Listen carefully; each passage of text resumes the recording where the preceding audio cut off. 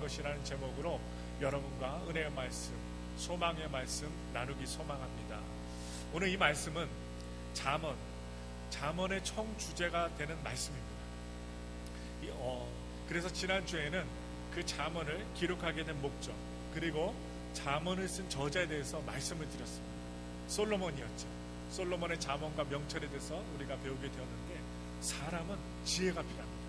명철이 필요합니다. 하나님의 지혜를 가지면 죽어가는 가정도 살아나고, 또한 하나님의 명철을 지니면 학교에서 공부를 못하는 아임에도 불구하고 이 세상에서 인정을 받는 사람이 됩니다. 그리고 먹고 살아갈 수 있는 인생이 됩니다. 오늘 7절에는 주제가 기록되어 있어요. 여호와를 경외하는 것이 지식의 근본이거늘 미련한 자는 지혜와 훈계를 멸시하느니라. 그랬는데 대단히 중요한 말씀입니다. 이 말씀의 뜻이 잠언 전체에 해석되고 설명이 되어 있어요. 잠언에 기록된 그 목적으로 돌아가서 잠언을 왜 썼느냐 하면, 어리석은 자로 슬기롭게 하며 젊은 자에게 지식과 근신을 주기 위한 것이 오늘 1장 4절에 나오는 내용입니다. 그랬습니다.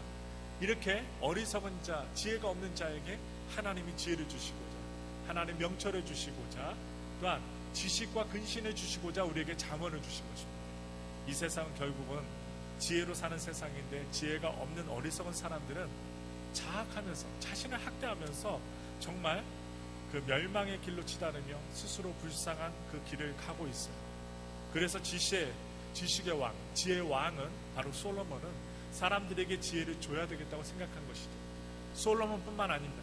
하나님이 우리들에게 지혜를 주시고자 솔로몬 왕을 통하여 잠언을 주신 것입니다. 그래서 그는 모든 문제의 근본은 몰라도 물질도 아니고 정치 경제도 문제가 아니라 지혜라고 말씀하고 있습니다. 그래서 그는 하나님께로부터 오는 지혜로 나라를 평정하고 또한 다스리고, 또 젊은이들도 지혜의 사람이 되기를 원하여 오늘 21세기 이르기까지 우리들에게 이 지혜 보고 잠언서를 통하여 우리에게 지혜를 일러주고 계십니다. 젊었을 때는 많은 지식을 얻고 지식을 축적해야 합니다.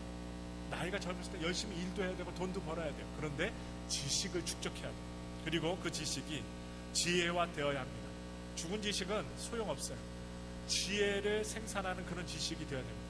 그래서 지혜의 말을 받아들여서 지식으로 삼고 그것을 내 것으로 만드는 것, 또한 내 것으로 사랑해야, 근신해야 그 사람은 발전할 수 있고 하나님의 참된 지혜를 활용할 수 있어요. 그래서 할 수 있는 일도 하지 않고, 욕망이 있어도 자제하고, 뛸 수 있어도 뛰지 않고, 또 감정대로 정욕대로 행하지 않도록 스스로 몸을 삼가해야 한다. 삼가해서 행동을 해야 된다는 이야기입니다. 그래서 우리는 하나님의 지혜를 얻으면서 깨닫게 되는데, 그런데 문제는 지식을 어떻게 해야 얻느냐는 것입니다.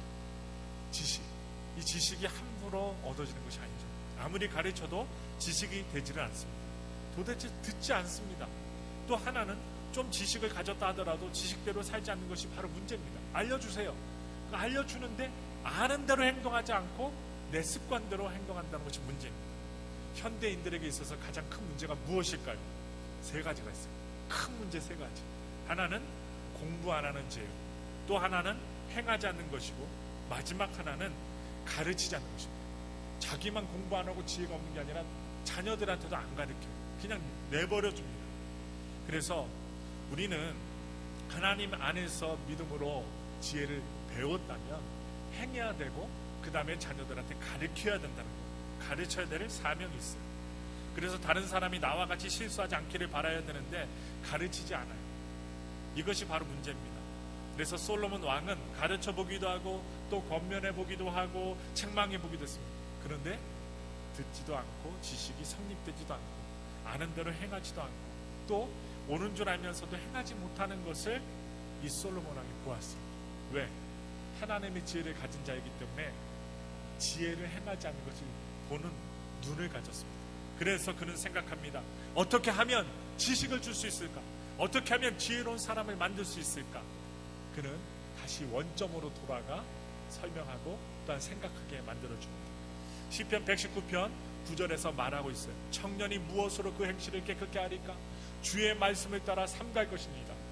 내가 전심으로 주를 찾았사오니 주의 계명에서 떠나지 말게 하소서. 이것은 솔로몬 왕의 아버지의 말입니다. 다윗의 말이에요. 청년이 무엇으로 행실을 깨끗게 할 수 있습니까? 혈기왕성한데, 힘이 많은데, 그리고 꿈이 있는데 할 수 없습니다. 알아도 못합니다. 결심해도 못합니다. 항상 맹세하면서도 실천하지 못합니다. 결국은 하나님의 말씀에 따라 사는 길밖에 없다는 것입니다. 젊은 사람이, 또한 지혜가 많고 꿈이 많고 또한 힘이 넉넉한 사람이 사는 길, 자기 멋대로 힘을 자랑하며 살고 자기 지식을 자랑하며 살면 결국은 멸망할 길밖에 없습니다. 그러니 하나님의 말씀에 따라 사는 길밖에 없다는 것입니다. 그래서 솔로몬은 한 단계 더 발전시킵니다. 솔로몬 왕의 아버지는 청년이 주의 말씀에 따라 사는 것이 그 행실을 깨끗게 한다고 주장을 했는데, 솔로몬 왕의 아버지 그렇게 주장했지만 솔로몬은 여호와를 경외하는 것이 지식의 근본이다. 오늘 7절의 말, 오늘 여러분과 제가 함께 읽었던 7절의 말씀, 여호와를 경외하는 것이 지식의 근본이다 라고 말합니다. 이 근본이라는 말은 시작이라는 말입니다. 원천이라는 뜻입니다. 근본입니다. 헬라 원문으로 그것은 뿌리라고 해요. 뿌리. 나무가 뿌리가 없으면 죽잖아요. 사람도 마찬가지예요. 하나님의 지혜가 없으면 죽을 수밖에 없어요. 하나님을 경외하는 일 없이는 지식이 이루어지지 않는다는 겁니다. 그래서 듣는다고 지식이 되는 것이 아니라 마음이 있어야 지식이 되는 것입니다. 우리가 잘 알지 않습니까? 많은 말을 들어도 사랑하는 마음이 없으면 들려지지 않아요. 수없이 말을 들어도 안정이 되지 않습니다. 지식되려면 여기에 먼저 무엇이 필요할까요? 믿음이 있어요. 믿음이 있어야지, 교수에 대해, 선생에 대해, 아버지에 대해, 어머니에 대해 믿음이 있어야지 그 믿음을 받아들이고 자녀에게 지식을 흡입하고 흡수하고 이 험난한 세상 올바르게 살아갈 수 있죠. 믿어야 합니다. 그래서 믿지 않으면 아무 소용이 없어요. 믿기 위해서는 존경해야 돼요. 존경하기 위해서는 사랑하는 마음이 있어야 돼요. 참 우리가 믿음 생활하면서 이 사랑이란 것이 참 어렵지만 사랑이 필요하다는 것 절감합니다. 내가 정말로 사랑하지만 여러분과 저 사랑받고 싶어요. 사랑하고 싶지만 또한 사랑받지 못한 사람은 사랑을 못 줘요. 이러니 사랑이 얼마나 필요해요. 그래서 예수님께서 십자가에 돌아가시면서 그 사랑을 베풀어 주셨어요. 얼마나 감사해요. 그래서요, 이렇게 딱 우리 얼굴들을 보면요, 사랑받으신 분들은요 얼굴의 색깔이 틀려요. 그리고 모습이 틀려요. 자녀도 마찬가지예요. 사랑받은 친구들은요 말 한마디만 해도요 아이가 긍정적이고 밝고 세상을 갖다가 좋게 보고요, 남이 나한테 뭐라고 해도 어떻게 해요? 좀 이렇게 넘어지지 않고 견딜 만한 힘이 있어요. 왜? 부모에게 하나님께 사랑을 충만히 받았기 때문에 작은 일에 넘어지지 않습니다. 그래서 하나님을 경외한다는 것은 하나님이 계심을 인정하는 것이고, 하나님의 능력을 인정한다는 것이고, 하나님의 심판을 믿는다는 것입니다. 그러므로 특별히 중요한 것은 하나님을 경외한다는 것, 하나님의 임재하심, 하나님이 나와 함께 하심을 믿고 하나님의 은혜 가운데 내가 있음을 아는 것이 경건. 바로 그 경건이 있어야 되는 거예요. 하나님 안에 내가 있다. 여러분 혼자가 아니에요. 하나님이 함께 하셔요. 하나님이 지혜 주세요. 하나님이 피할 방법을 주세요. 그리고 어디를 가든지 동행하여 주세요. 그러니 우리는 외롭지 않습니다. 든든합니다. 그래서 경건한 사람은 어디서든지 하나님이 나를 보신다는 걸 알고 있어요. 내가 힘들어도 주님께 기도하면 위로해 주시는 하나님의 위로를 받아 누립니다. 그래서 얼굴색이 틀리지 않아요. 그래서 내가 하나님의 눈밖에 있는 것이 아니므로 하나님을 속이지 못합니다. 그러니까 하나님 앞에서 내가 정직해야 합니다. 하나님은 심은 대로 거두야지. 너무 정확하세요. 기도하면 은혜를 주시고 하나님 앞에 나와 구하고 간구하고 나아가면 하나님 들으신다는 거예요. 근데 어찌 기도하지 않는데, 예배 드리지 않는데, 말씀대로 행하지 않는데 무슨 열매가 나겠습니까? 그래서 우리는 믿으면 믿을수록 고개가 더 숙여져서 기도와 믿음으로, 소망으로 주님 앞에 나아가야 된다는 것입니다. 그래서 하나님은 심은 대로 거두게 하시는데, 심는 것은 자유예요. 우리가 자유롭게 심습니다. 거두는 것은 하나님의 심판이라는 것을 잊지 말아야 됩니다. 만일 내가 남을 속였으면 그 다음에는 반드시 내가 속아야 돼요. 내가 남을 속이면 나도 속을 수 있다는 거예요. 틀림없이 속습니다. 내가 남의 마음을 아프게 했으면 그 다음에 내가 마음에 아픔을 당합니다. 하나님은 분명히 그렇게 주셨어요. 내가 자녀에게 못하잖아요.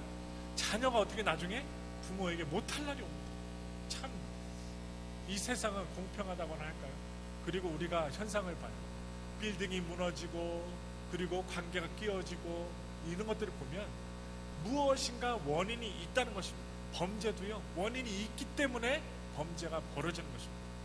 그래서 우리는요, 우리의 삶 속에서 우리에게 심은 대로 거두게 하시는 분이 누구인지를 알아야 되는 게 바로 하나님이셔요. 하나님을 아는 사람은 적어도 자기가 심을 때마다 거둘 것을 알고 심는 것입니다.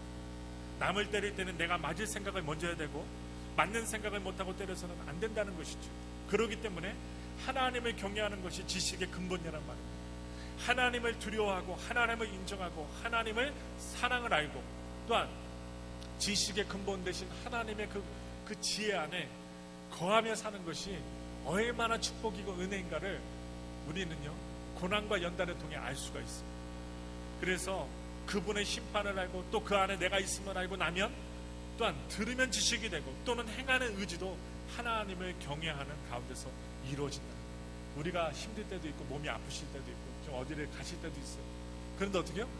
하나님을 믿고 내 삶을 맡겨드리는 거예요. 자녀까지도 맡기고 주님 앞에 나가는 거예요. 우리가 걱정한다고 키가 한 자나 더 자랍니까? 네, 예수님을 통해서 우리에게 말씀하잖아요.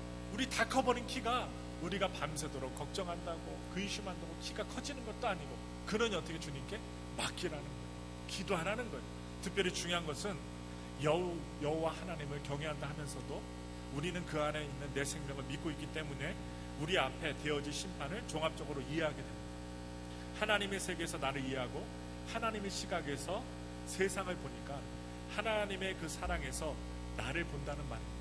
그러니까 지혜로운 사람은 하나님의 말씀 안에서 하나님의 생각을 하는 사람들이에요. 그것이 경외입니다. 하나님 경외합니다. 이 말은요, 하나님의 말씀 안에 하나님의 생각에서 우리가 주님을 섬기며 살아가는 거예요. 내 생각이 아니라. 이게 바로 경외예요. 그것 없이 하나님 말씀 안에 있지 않으면서 믿지도 않으면서 경외합니다. 이건 경외가 아닙니다. 그래서 하나님을 믿는 의식이 바로 경외함이기 때문에 하나님을 두려워하는 마음, 그 마음을 가지고서야 지식이 이루어질 수 있는 것입니다. 그래서 많은 사람들이 하나님을 두려워하고 살면서 괴로워하고 있어요. 하나님을 두려워하다 보니까 마음대로 할 수도 없고 거짓말도 마음대로 못하고 죄도 마음대로 못 짓고 벌벌 떨고 있습니다. 그래서 바바라는 사람이 이런 말을 했어요. 바티칸 궁전에서 교황을 몰아내기 전에 보좌에서 하나님을 물러내라. 내 마음속에 있는 하나님을 죽여라. 그러면 너는 자유인이 될 것이다 라고 말했는데요, 이것이 소위 즉 초인간론입니다. 그런데 하나님을 조금 배웠더니 양심의 가책 때문에 문제가 되는 거예요.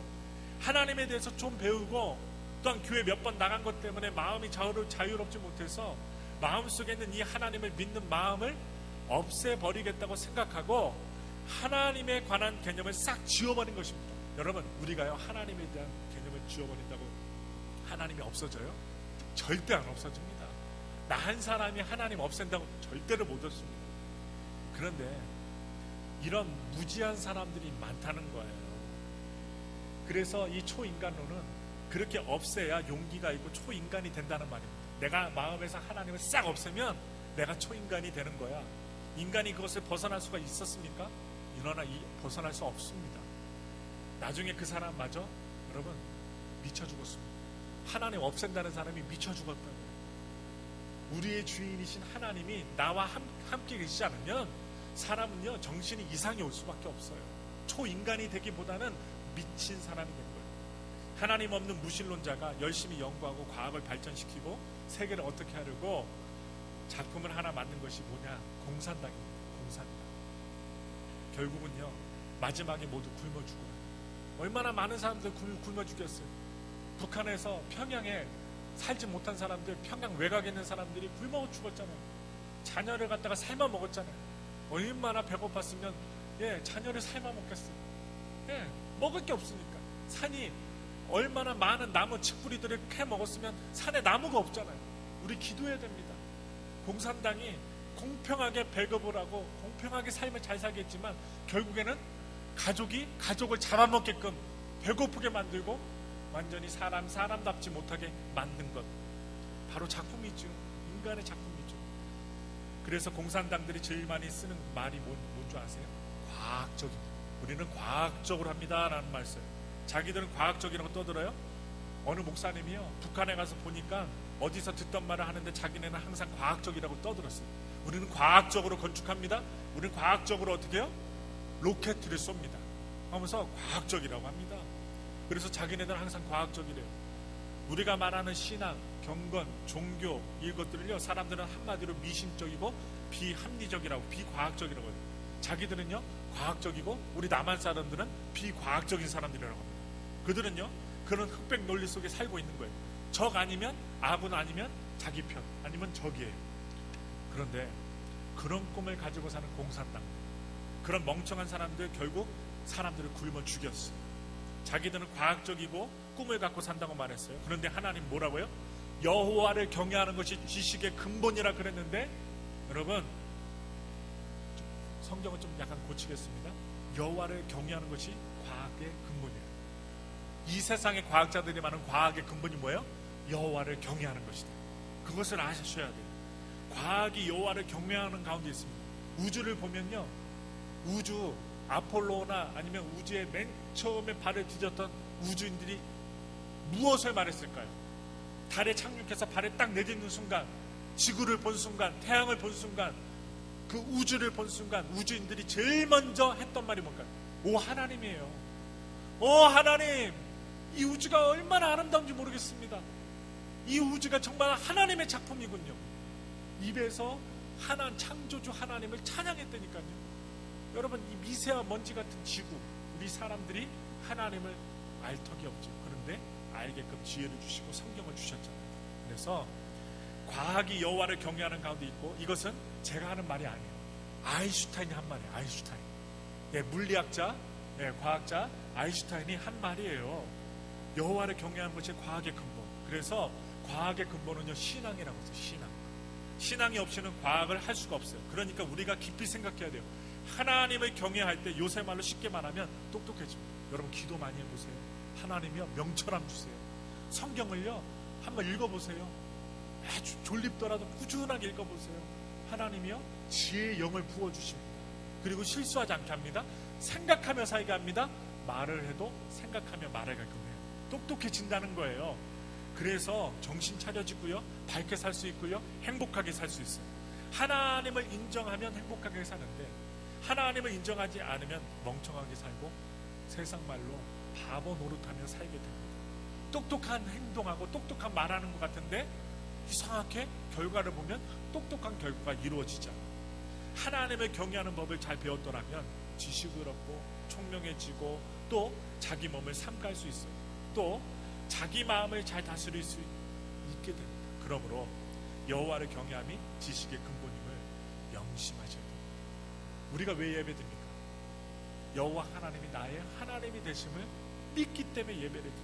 그래서 지혜의 뿌리도 하나님을 경외함이 있고, 야고보서 있잖아요. 야고보서에 보면 지혜가 둘이 있는데, 하나는 악마로부터 오는 지혜, 또 하나는 하나님으로부터 오는 지혜가 있다고 합니다. 위로부터는 하나님의 지혜, 즉 하나님이 우리에게 주시는 지혜, 이 지혜를 공급받으면 여러분 어떻게 될까요? 분명히 하나님이 하나님 되시고 하나님을 경외할 대상으로 알게 된다는 것이죠. 그것은 마치 우리가 가지고 있는 편리한 전기 제품과 같아요. 그렇지만 전기가 딱 끊어지면 아무 소용없어요. 아무리 우리 예배당이 크고 형광등이 많고 해도 전기가 끊어지면 위에 있는 이 등들을 사용할 수 없는 것과 똑같아요. 모두 무용지물이 되는 것입니다. 여러분, 그래서 정전되면 그만이에요. 참 좋지 않은 아이디어지만 북한에서요 TV를 켜도 들어갔다 나갔다 깜빡깜빡거립니다. 왜 그럴까요? 전기가 온전치 않아서 그래요. 온전한 전기를 공급하지 못하기 때문에 TV를 켜도 꺼졌다 켜졌다 꺼졌다 켜졌다 한답니다. 그래서 등을 갖다 킬 수 없으니까 밤에는 어두워서 책을 볼 수가 없다고 합니다. 목사님들이 북한에 갔다가 책을 보려고 했는데 못 보셨대요. TV도 꺼졌다 켰다 꺼졌다 켰다. 채널이 몇 채널? 한 채널. 네. 여러 채널도 아니에요. 한 채널밖에 없어요. 근데 한 채널밖에 없는 그 TV도 꺼졌다 꺼졌다 꺼졌다 꺼졌다. 그래서 어떤 목사님이 그 호텔 있잖아요. 금융강 호텔인가? 호텔에서 이제 나와서 로비에서 차를 마시고 있는데 컴퓨터 몇 대를 갖다 이렇게 로비에다가 이렇게 세팅을 해놨대요. 근데 아무도 컴퓨터를 켜는 사람도 없고 만지는 사람도 없어요. 그래서 궁금해갖고 저걸 왜 사용 안 하냐 했더니 사용한답니다. 예, 고장난 겁니까? 아니요, 고장나지 않았습니다. 그런데 계속 물었더니 아니 내가 몇 시간 동안 지켜봤는데 저 컴퓨터 한 번도 사용하지 않는데 쓰긴 언제 씁니까? 했더니 맞습니다. 전기가 안 좋아서 쓰지 못합니다. 전기가 안 좋아서 쓰질 못한대요. 15V면 15V가 들어와야 되는데 7V, 8V 들어오니까 이게 나간다는 거예요. 그래서 북한에 도와주는 이 미국의 시민권을 가진 훌륭한 목사님들, 성도님들이 계시지 않습니까? 그분들이요 복사기를 사다 주고 그리고 전기 제품을 갖다 사다 주는데도 여러분 6개월도 안 돼서 고장 난다는 거예요. 왜 고장이 날까요? 전기가 온전치 않아서. 온전한 전기가 공급되어지지 않으니까 이 전기가 퓨즈가 나가고 안에 있는 전기 시설물들이 나간다는 거. 70V도 나오고 150V도 나오고 220은커녕 210V 나오다가 전기의 제품들이 망쳐진다고 합니다. 고장나 버렸습니다. 그래서 어떻게 해요? 있어도 사용하지 못하고, 그러니까 질 좋은 전기를 받아들여야 된다는 거예요. 거기에 딱 내가 연결돼야 내 몸도 내 지혜도 내 판단도 잘 돌아갈 수 있다는 거예요. 우리가 왜 예배 드려요? 왜 기도해요? 오늘 왜 명철에 대해서 하나님 말씀을 받습니까? 하나님과 코드가 잘 맞아야지 내 삶이 안전하게 돌아간다는 거예요.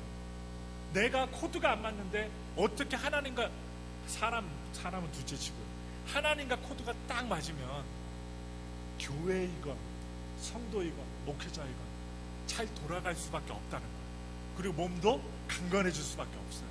그리고 우리는 승리를 누릴 수밖에 없다는 거예요. 그래서 경건이라고 하는 매개체로 하나님과 나 사이 좋은 줄을 연결해 놔야 돼요. 나는 창조물이고 하나님은 지혜를 주시는 위대한 창조주 하나님. 이 관계 속에서 우리가 주님을 믿으며 섬기며 나가면 경외가 성립돼요. 그러면 그로부터 내게 지혜가 옵니다. 그래서 성경은 여호와를 경외함이 지식의 근본이라고 말했어요. 하나님의 지혜를 받아야만 이 세상 가운데 승리하며 살 수 있어요. 그리고 우리를 정말로 해코지하는 마귀와 사단의 괴수를 우리가 자연스럽게 물리칩니다. 그리고 해코지하려던 사람들이 오히려 자신들이 해를 입게끔 되어 있어요. 그래서 성경은 여호와를 경외함이 지식의 근본이라고 말하고 있어요. 그런데 어리석은 사람은 경외함을 거절합니다. 안 받아들여요. 거절하고 나니까 멍청해지고 말더라는 것입니다.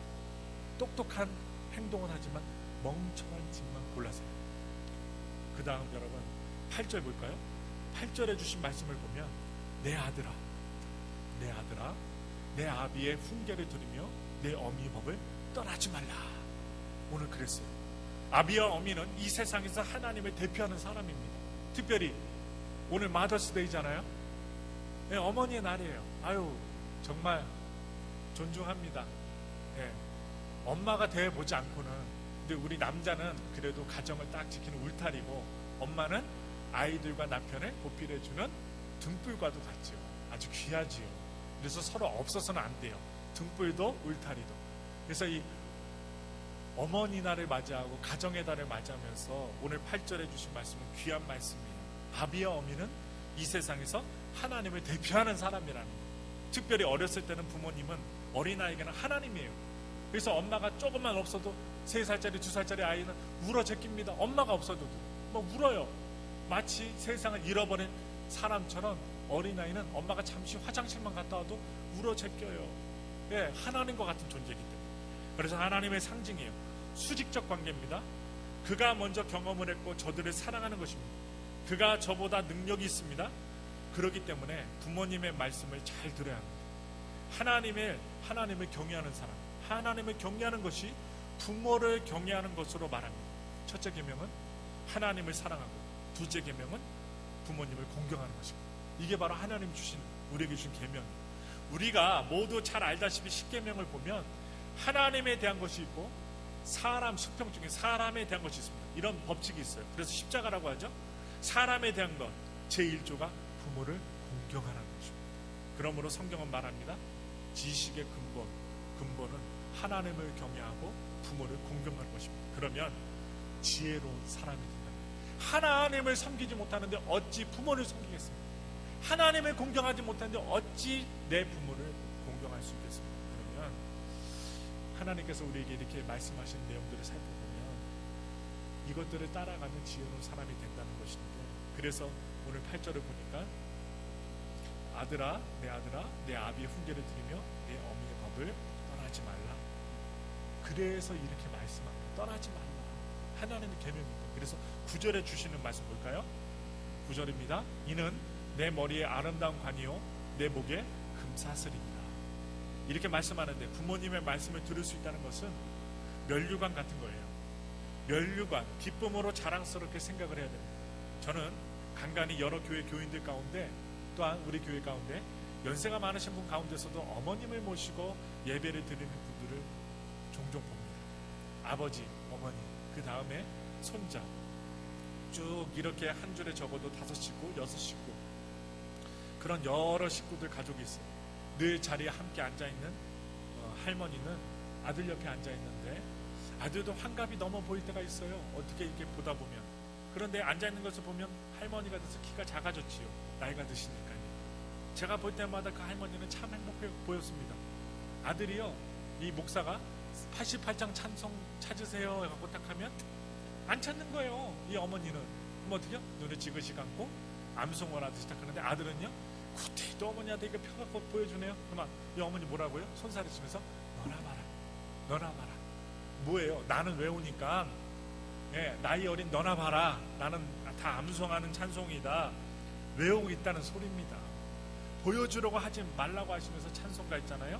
찬송가를 부르시는 것이 너무나도 아름답고 되게 예뻐 보여요. 부모를 모신다는 것은 굉장히 행복한 것입니다. 또 부모님의 교훈을 들을 수 있다는 것도 면류관입니다. 그러므로 우리가 부모님의 말씀을 들을 때 간섭이라고 듣는 게 아니라 하나님의 말씀을 듣듯이 그렇게 고마운 마음으로, 순종하는 마음으로 들어야 하는 것입니다. 그래서 이 부모는요, 우리의 영원한 아버지 하나님의 말씀이기도 해요. 이 세상의 부모의 말도 잘 들어야 되겠지만, 우리의 영적인, 육적인, 우리의 삶의 영원한 아버지가 되시는 하나님 아버지의 말씀을 우리가 잘 들으며 살아갈 때에 우리의 삶은 풍요로워질 것이요, 은혜로울 것이요, 정말로 행복과 기쁨의 길로 인도해 주실 것인데, 오늘 뭐라고 했어요? 목에 금사슬이라 그랬는데, 다이아몬드가 문제가 아닙니다. 아름다운 목도리는 부모님의 말씀을 잘 듣는 것입니다. 그래서 오늘 성경은 지혜의 근본은 하나님을 경외하는 것이고, 지혜의 근본은 부모를 공경하는 것이라고 말씀하고 있습니다. 하나님을 경외하고 부모를 공경하면 틀림없이 지혜로운 자가 됩니다. 바로 우리의 가정의 달, 부부가 서로를 존경하고 또한 하나님을 존경하고 하나님을 경외하며 살아가는 하나님의 백성들에게 하나님의 지혜가 임하고 이 험난한 세상을 이겨낼 수 있는 믿음과 소망을 주신다는 것이죠. 이 소망을 가지고 한 주간 동안 승리하시길 예수님의 이름으로 축원합니다.